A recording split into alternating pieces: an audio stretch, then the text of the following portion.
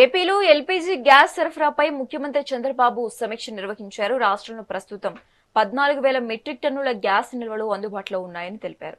ప్రజలు ఎలాంటి ఆందోళన చెందాల్సిన అవసరం లేదని ముఖ్యమంత్రి స్పష్టం చేశారు. ముఖ్యంగా హాస్పిటల్స్, హాస్టళ్లు, దేవాలయాలకు గ్యాస్ కొరత రాకుండా చూడాలని అధికారులను ఆదేశించారు. సిలిండర్ల పంపిణీలో అక్రమాలను అరికట్టేందుకు ఈకేవైసీ, ఓటీపీ విధానాలను పకడ్బందీగా అమలు చేయాలన్నారు.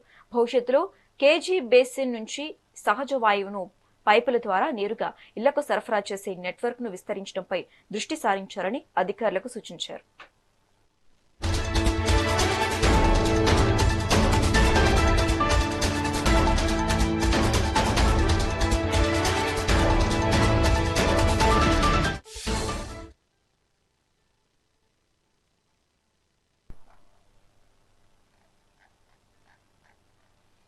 ఏపీలో ఎల్పీజీ గ్యాస్ సరఫరాపై ముఖ్యమంత్రి చంద్రబాబు నాయుడు సమీక్ష నిర్వహించారు. రాష్ట్రంలో ప్రస్తుతం 14,000 మెట్రిక్ టన్నుల గ్యాస్ నిల్వలు అందుబాటులో ఉన్నాయని తెలిపారు.